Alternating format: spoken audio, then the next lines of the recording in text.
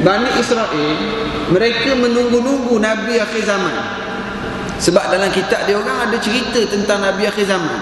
Jadi dia orang tunggu, kita nak tunggu ni Nabi akhir zaman. Antara clue yang disebut dalam kitab dia orang, Nabi akhir zaman akan bangkit di sebuah negeri yang banyak pokok kurma. Banyak pokok kurma. Dan Nabi akhir zaman ni ada tanda cok kenabian atas belakang dia.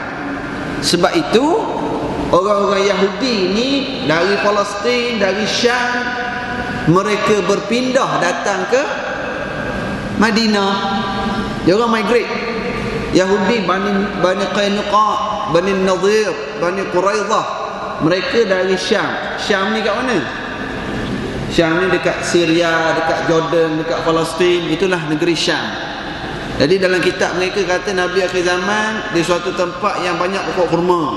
Nabi akhir zaman tak makan sedekah, terima hadiah. Nabi akhir zaman ada cok kenabian kat belakang. Jadi orang-orang Yahudi ni berhijrahlah ke Madinah. Sebab apa hijrah ke Madinah? Sebab mereka menunggu Nabi akhir zaman di Madinah. Ini asal sebabnya Yahudi pergi ke Madinah awal. Mereka tunggu. Sudah sampai masa Nabi akhir zaman akan muncul. Ada orang pun nanti Nabi akhir zaman ni dari kalangan Bani Israel juga, keluarga kita, bangsa kita. Tiba-tiba Nabi akhir zaman ni dari Bani Ishak, Ismail kan? Ya, Ishak, Yaqub, Yusuf, Bani Israel. Tiba-tiba Nabi akhir zaman datangnya dari Bani Ismail, bukan dari Bani Israel. Yang datangnya daripada Bani Ismail. Yang Nabi Ismail dibesarkan di Mekah, kahwin dengan kabilah Jurhum.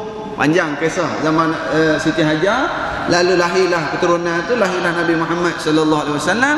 Itulah yang menyebabkan Yahudi yang dah tunggu di Madinah ni, Yahudi tak boleh terima.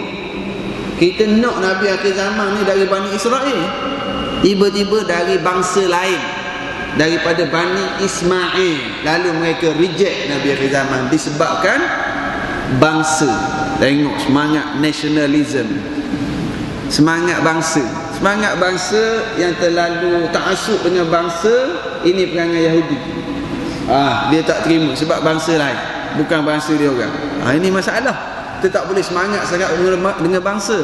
Kena semangat dengan satu apa? Satu akidah, satu Allah, satu Tuhan, satu kiblat, satu Quran, satu Nabi. Cukup lah tu. Itu yang menyatukan kita. Orang Malaysia, orang Indonesia, orang Thailand, orang India, orang Cina, kita boleh duduk di satu masjid, kita boleh berkasih sayang. Apa yang menyatukan kita?